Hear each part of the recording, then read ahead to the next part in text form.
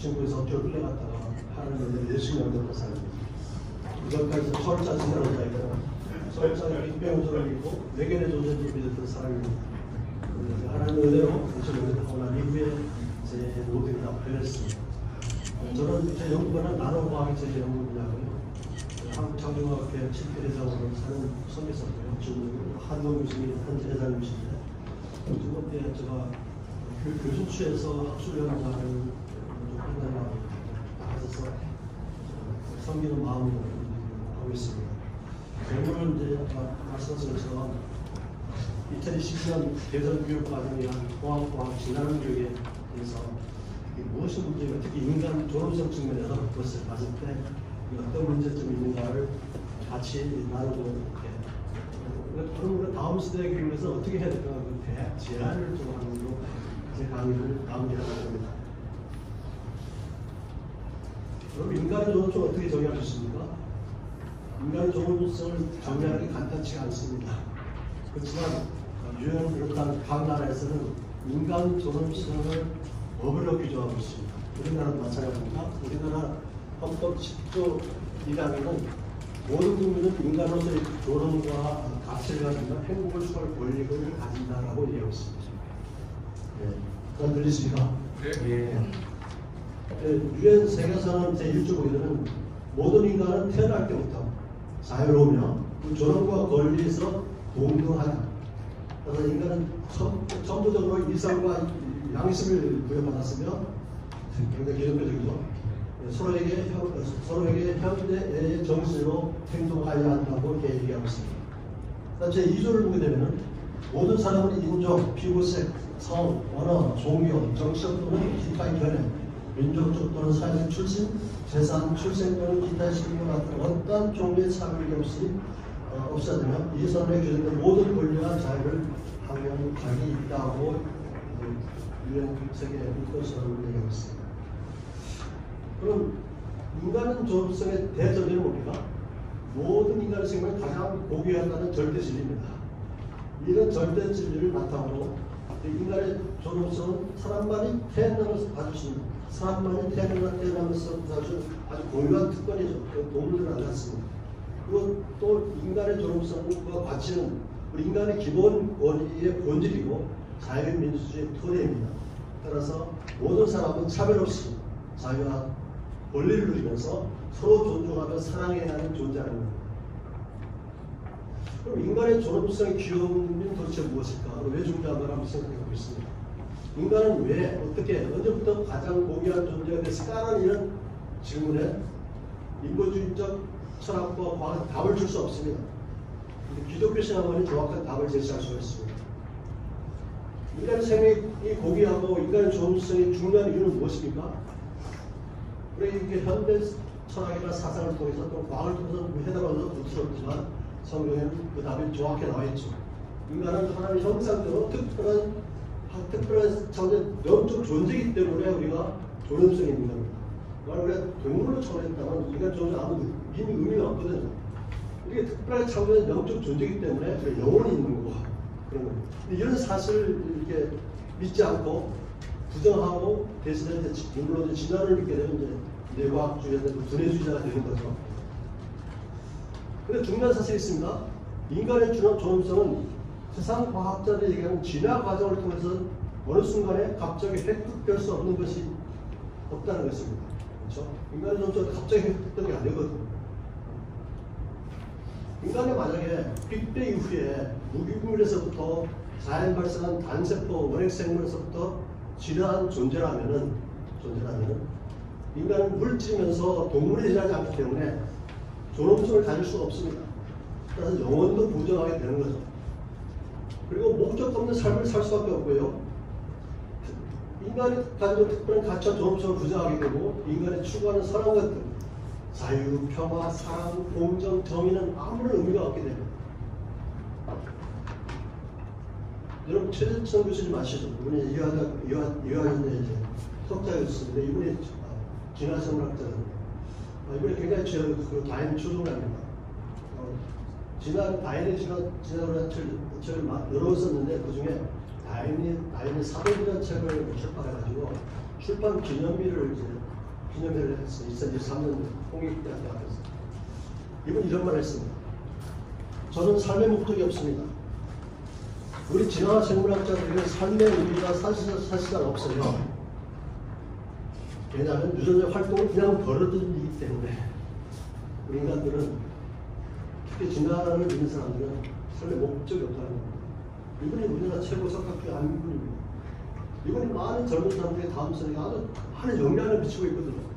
이런 분이 이런 얘기를 하고 있습니다. 저는 이분의 그걸 보면서 깜짝 놀랐어요. 어떻게 이런 말을 할 수 있을까? 인간의 존엄성은 사실은 믿음과 세계관의 영향을 받습니다. 그렇지 않습니까? 그리고 또 세계관은 교육을 통해서 축적한 지식에 대한 믿음에 따라서 결정이 됩니다. 크게 세 가지 세계관이 있습니다. 진화론적 세계관. 진화론은 과거 사실을 믿기 때문에 진화론 세계관을 갖고 있는 상황이고요. 반면에 창조주 하나님이 계신데 그분이 모든 걸 창조했다는 것을 기독교적 세계관이 있습니다. 그다음에 이걸 또 타협하는 거 있어요. 진화도 못 믿고 창조도 못 믿는 거죠. 하나님 이상을 창조하실 때 진화 방법으로 창조하셨다는 얘기입니다. 타협적 세계관인데 다른 말은 유신 진화론 역신학적으로 또는 진화 생물 진화 창조론 이런 유신 진화론 타협적 세계관을 갖게 되면 이 세계관을 주한 사람의 정체성이 의심스럽고 혼란스러워집니다. 그리고 타협적 세계관은 사실은 진화도 제대로 못 믿고 창조도 제대로 못 믿는 이것도 저것도 아닌 부정적한 학문적으로도 참 안타까운 신앙들은 물론이거든요. 정체성이 혼란이 생기는 거죠. 우리 학교 현장을 보게 되면 이제 초등학교 4학년 국어교과서에 이런 얘기가 있습니다. 인간의 조상은 이런 식이고요. 인간의 조상은 바퀴벌레, 돼지인형, 인간은 진화가 과정에서 우연히 생겨난 동물일 뿐이다 하고 이렇게 초등학교 4학년 교과서에 나옵니다. 그리고 자녀들이 손주들이 그런 말을 몰랐죠. 뭘 뜻합니까? 인간의 존재에 철저하게 구성된 겁니다. 이런 걸 과학 시간에 학교 자녀들이 다음 세대에 배우게 되면 인간의 존재가 없는 겁니다.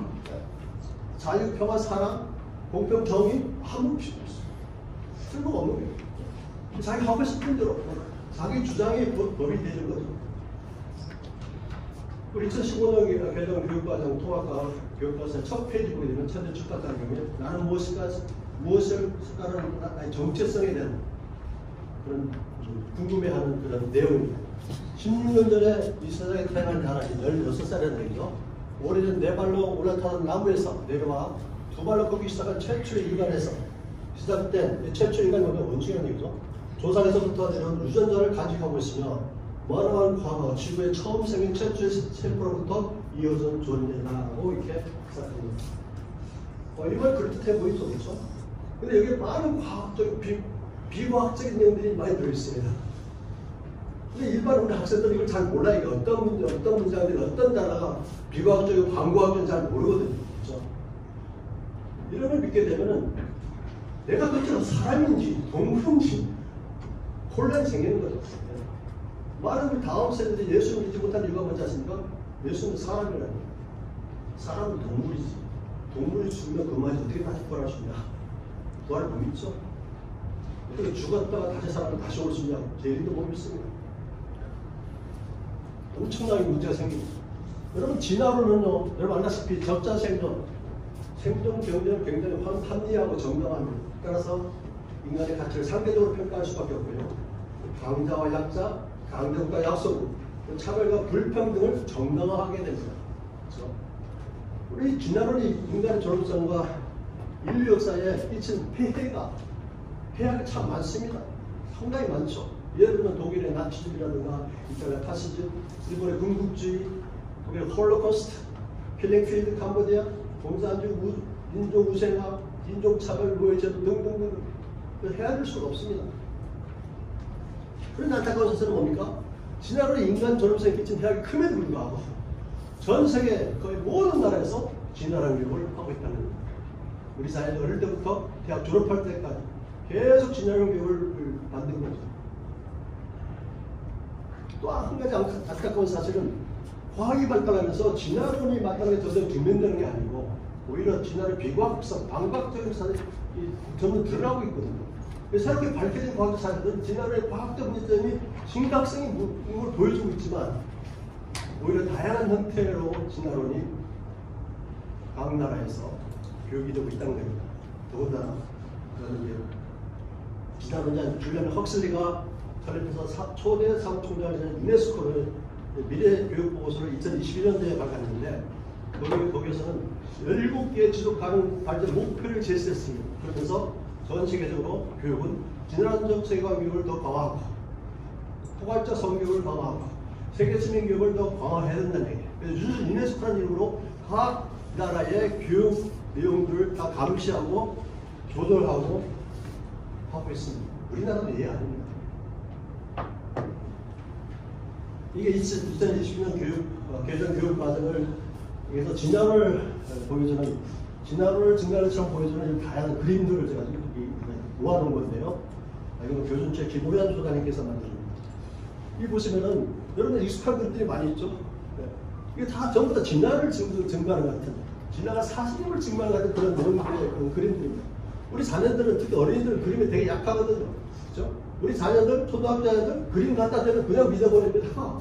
이러고 그냥 너무 그럴듯해 보여 또 설명도 막 그럴듯하게 보이고. 근데 우리가 전문적인 과학자 입장에서 보면 거기 내용이 설명 내용이 너무나 반과학적, 비과학적인 내용들이 많거든요. 근데 그거를 강의하는 선생님들이 잘 가르쳐주는 걸 보고 있는데 선생님들도 아마 잘 모를지도 모르겠어요. 그런 게 안 가르쳐주는 게. 2022년 개정교육과정 통합과학2에 진화에 대한 핵심 주제가 있습니다. 이건 다른 일을 변화와 다양성에서 이제 다루는데요. 동아출판, 천재교육, 비상교육을 이렇게 보게 되면 동아출판에서는 지질시대 환경과 생물, 배멸종과 생물 다양성, 사회성과 진화, 생물 다양성과 보존이라는 4개의 챕터로 되어 있습니다. 천재교육은 지질시대 환경과 생물의 변화, 자연선택과 생물의 진화, 생물 다양성과 보존 방안, 비상교육에서는 지구 환경 변화, 그리고 진화와 생물 다양성. 여기 제가 그 키워드를 두 번씩으로 가지고 청기적으로 표현하거든요. 여기 눈에 띄는 게 뭡니까? 환경 변화다, 환경 변화. 환경 변화가 사실은 진화가 일어나게 하는 드라이빙 포스 추진이라는 얘기입니다. 환경이 변화하지 않으면 진화가 안 일어날 텐데 지금 변화된 환경에 적응하기 위해서 계속 진화한다는 얘기죠. 따라서 환경 변화가 굉장히 중요한 팩트가 되는 거죠. 저분들은 드라이빙 포스입니다. 진화가 일어나게 하는. 그리고 방법론적으로는 자연 선택과 변이라는 얘기죠. 자연 선택과 변이에서 오랜 시간까지 축적이 되면은 전혀 다른 종류의 생명체가 그로 진화할 수 있다는 겁니다. 그리고 또 다양성, 다양성이 굉장히 중요하잖아요. 이건 진화 교육을 하는 사람들 얘기를 들으면 다양성을 굉장히 주장합니다. 다양성이란 말 참 좋은 말 같죠. 그렇죠? 근데 다양성이 참 정말 잘못 고용되고 있고 잘못 사용되고 있습니다. 사실. 다양성이 굉장히 좋지만 다양성 때문에 다양성이 곧 인권이 되고 자유가 되면 안 되는 거거든요. 근데 이걸 이제 그 인간의 다양성을, 다양한 다양성을 누구나 다 다양성이 다 다르지 않습니까? 이 다양성을 인권도 다 이렇게 존중하고 법제하고 이래 하면 오히려 혼란이 생기고 규칙이 생길 수가 없습니다. 이게 2009년부터 2015년 그리고 2022년 개정 교육과정에 그 진화 용어들 키워드도 있는데 여기서 보게 되면 화학적 진화가 기본적입니다. 화학적 진화가 먼저 있고 그 다음 생물학적 진화가 있는 거거든요. 화학적 진화는 원시바다에서 생명이 없는 무기물들이 유기분자가 되고 이게 아미노산이 되고 단백질이 되고 원시세포가 돼서 단세포 생명체가 발생했다는 거예요. 이게 거기까지 화학적 진화입니다. 화학적 진화에서 단세포 원체 생명체가 만들어지면은 그 생명체를 공통유산으로 해서 다양한 다세포 생물도 진화했다는 거예요. 그 진화의 그 메커니즘이 뭐라고요? 자연 선택과 변의 축적에 의해서 일어나는 얘기입니다. 근데 화학적 진화가 우리 교준치에서 계속 이 문제점을 지적했거든요. 2022년 개정에는 이제 없어졌습니다. 네. 그리고 지금 공통유상인 단세포 원시 생명체, 원핵생물인데 이게 오랜 세월 동안에 다세포 생명체들로 진화했다는 거죠. 이거는 아직도 이제 나와 22년 개정까지 단세포라는 말 대신에 단세포에서 공통성이라는 말은 빠지고 단세포가 다세포로 진화했던 그런 내용으로 강화되고 있고요. 그 자연선택 돌연변이 이게 전부 다 강화되고 있는 내용들. 돌연변이 같은 급작스러운 변이를 얘기하기 때문에 진화론에서는 갑작스러운 변이는 안 되거든요. 오랜 세대에 걸쳐서 정말 몇백 년을 오랜 세대에 걸쳐서 변이가 축적되기 때문에 변이가 아주 강조되고 있습니다. 세대에 걸친 변이. 요즘 진화론자들이 진화를 설명할 때 뭐라고 얘기하냐면 진화론은 어떤 개체군이 형질이 세대에 걸쳐서 변화하는 것이 진화라고 주장합니다. 무슨 아시겠습니까? 잘 어렵죠, 말이. 사실 진화론자들도 진화적인 방법으로 새로운 종류의 생명체에서 다른 종류의 생명체로 진화할 수도 없다고 알거든요. 거기에 대한 과학적인 증거가 없는 겁니다. 그래서 그 진화를 설명할 때 뭐라고 접근하냐면 진화는 한 개체군이 오랜 세대에 걸치면서 형질이 변이가 생기면 형질 변화가 되고 이게 축적이 되면 진화라는 거예요. 개체군이란 뭡니까? 여러분 개라는 개체군이 있습니다. 개는 여러 가지 종의 개들이 있잖아요. 큰 거죠. 그렇죠? 여러 종의 개들이 있는데 그들의 형질이 변화. 뭐 이쁜 개도 있고 뭐 키가 큰 것도 있고 뭐 가는 것도 있고 조그만 개도 있고 형질이 있잖아요. 사람도 마찬가지로 사람도 형질이 다 있잖아요. 개체군의 형질이 세대에 걸쳐서 변화하는 것이 진화라고 요즘 얘기하는 진화성입니다. 사실 그들 얘기는 원래 진화는 아니거든요. 그런 방법으로는 새로운 종류의 생명체는 생길 수가 없잖아요. 개라는 개체군과 다양한 개품종들은 가능해요. 그렇죠? 하지만 그 개품종들의 개들이 형질이 몇 세대에 걸쳐서 변화가 일어난다고 해서 새로운 종류의 생명체가 동물이 되는 건 아니잖아요. 그렇죠? 시조새가 이제 사실은 진화 아이콘이거든요. 중간 단계의 화석도 진화 아이콘이고 말의 진화, 그것도 다 진화 아이콘입니다. 이게 지금 다 삭제됐습니다. 누구의 노력 때문에 교과서 개정 추진위원회 협회 노력 때문에 한 14년 동안에 그동안 엄청나게 노력을 했습니다. 청원을 계속하고 여러분 아시다시피. 그러면서 교과서에 있었던 진화 아이콘인 시조새가 빠졌고 말의 진화령이 빠졌고요. 중간 단계가 다 빠졌습니다.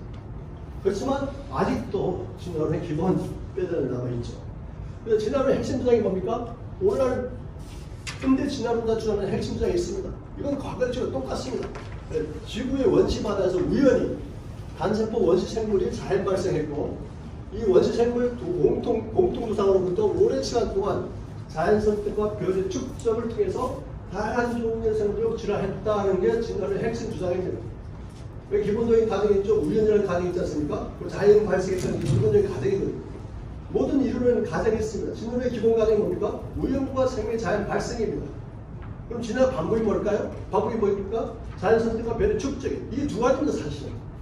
진화론의 핵심입니다. 그러면 진화론의 과학적 문제점이 무엇일까? 우리 한번 생각해 보죠. 많은 사람들이 과학을 얘기할 때 먼저 떠오르는 게 뭡니까? 진화론입니다. 진화론 있는 사람들이 성경이 과학적으로 틀렸다고 막 주장하거든요. 그분들이 얘기하는 과학은 진화론을 얘기합니다. 그럼 우리가 진화론이 과연 과학인가? 우리가 확인해야 되겠죠. 그럼 과학에 대한 정의를 먼저 알아야 되지 않겠습니까? 여러분 자연과학의 정의가 무엇입니까? 자연과학의 정의는 굉장히 심플합니다. 자연 속에 숨겨진 비밀들, 자연의 작동 원리를 찾아내고 규명하는 학문이 곧 자연과학입니다.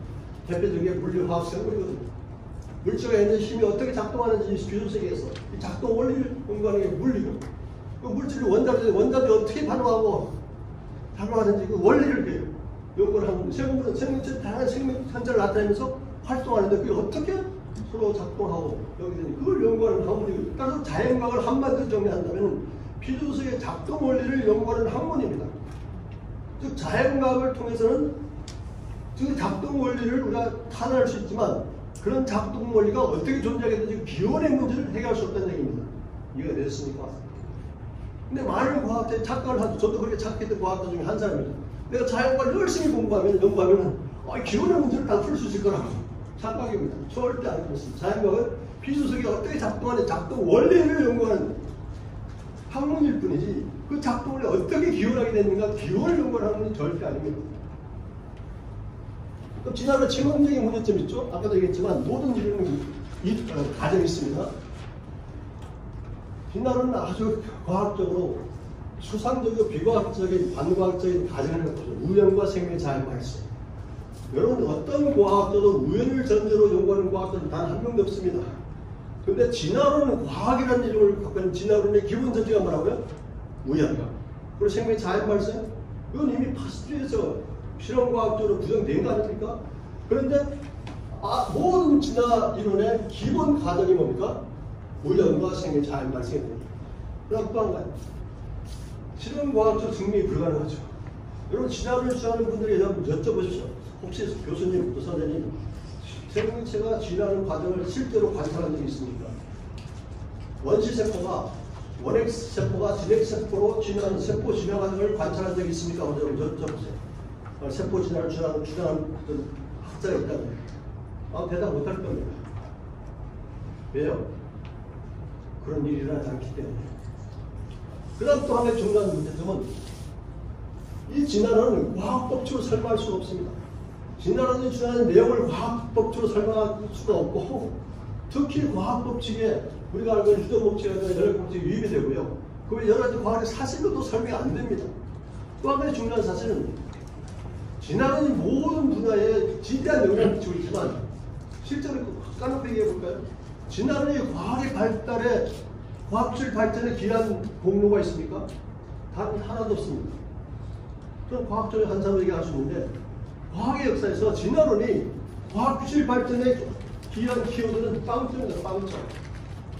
그럼에도 불구하고 오늘날 첨단 과학 시대에 많은 사람들이 진화론을 이렇게 주장하고 있고 다음 세대의 그 내용을 확실히 배우고 있다는 사실이 너무 안타깝죠? 네. 이게 중요한 팩트입니다. 진화론자들은 진화론의 과학적 문제들을 외면하고 과학적 사실로 가르칩니다. 그렇죠. 우리가 과학이론을 교육할 때 유념해야 주의할 사항이 있습니다. 모든 과학이론에는 뭐가 있는지 아십니까? 가정이 있습니다. 그 이론을 도출할 때 사용된 가정들이 무엇이며 이 사용된 가정들이 과학적으로 타당한지를 가르쳐야 됩니다. 그다음 또 한 가지 뭡니까? 모든 이론에는 그 문제를 다 해결하는 게 아니고 또 문제점이 다 있고 이론마다 문제점이 다 있어요. 해결하지 못하는 문제점들. 그런 어떤 이론이 있을 때 그 이론이 해결되지 않는 문제점이 이슈들이 있거든요. 그것이 무엇인가를 정확히 가르쳐 줘야 됩니다. 그래야지 우리가 더 발전된 이론을 개발할 수 있는 통합적 창의적 사고를 가진 인재를 양성할 수 있지 않겠습니까? 예를 들어서 원자의 구조를 여러분 알고 있습니까? 원자 구조가 밝혀지는데 정말 많은 세월이 소요됐습니다. 데모크리투스가 이제 기원전 400년 전에 원자는 가장 작은 입자로, 쪽에서 좀 작은 입자로 이렇게 추상적으로 생각했어요. 이 추상적인 데모크리투스의 원자론을 좀 과학적인 책으로 이제 발전시킨 게 알턴입니다. 1803년. 근데 처음 기원전 400년에서 200년, 2000년 지나서야 겨우 이제 원자설이 나온 거예요. 그러니까 톰슨이라는 과학자는, 물리학자는 실험을 통해서 전자가 있다는 걸 알았어요. 전자가 있고 원자는 전자와 마이너스 전하화를 하는 전자와 양성자로 되기 때문에 정기적으로 중성이라는 걸 이제 밝혀냈습니다. 그리고 톰슨은 원자를 어떻게 생각했냐면 이 원자가 이게 하나의 이 원자인데 양전하가 원자 전체에 골고루 퍼져 있고 전자들이 푸딩이 있죠. 푸딩빵. 건포도가 박혀 있잖아요. 빵에 건포도가 박혀 있는 것처럼 되어 있는 푸딩 모델을 이렇게 제안했어요. 그 당시에 이게 최고의 모델이었죠. 원자 모델. 그런데 이 톰슨의 제자가 러더포드인데 만약에 이게 사실이라면 전자는 질량도 굉장히 낮거든요. 그리고 크기도 공간적으로 원뿔의 크기를 잘 수가 없어요. 그러니까 어떤 알파선 쪽에는 쫙쫙 빠져나가겠죠. 그렇죠? 그거를 이제 확인하기 위해서 톰슨의 제자 러더포드가 이제 실험을 합니다. 이런 이제 실험 장치를 가지고 금속 방법에다가 골드포일에다가 알파 입자를 쪼여. 알파 입자 화산슬이라고 하는데 쪼였더니 만약에 이게 맞다면은 이렇게 쭉쭉 이 알파 입자선들이 딱 나가야 될 텐데 통과해야 될 텐데 이게 보신 것처럼 1번 투하지만 1번은 산란되고 덴트가 거예요. 발사되는 거예요. 이걸 밝혀낸 겁니다. 그래서 러더포드가 원자 안에는 가운데 뭐가 있구나 단단한 게. 그 단단한 게 핵이라고 이제 얘기를 하는 거예요. 핵이 양산도. 그래서 그게 이제 러더포드의 원자 모델이 됐습니다. 가운데 여러분 다 알고 있다는 지금 가운데 원자는 핵이 있고 그 주위에 전자들이 있다. 그리고 전자들이 핵들을 원운동하고 있다. 이게 러더포드의 원자 모형이거든요. 그런데 가운데 핵은 플러스잖아요. 플러스. 그 전자는 마이너스잖아요. 그러면 이 마이너스 전자가 핵주를 돌잖아요. 원운동하겠죠. 원운동하면서 전자기파를 발생해요. 그러면서 에너지를 잃어버립니다. 그럼 결과적으로는 원자 핵하고 부딪혀. 결과적으로는 원자 자체가 쉽게 붕괴되어 버린다는 얘기죠. 네, 그런 문제점이 생겼죠.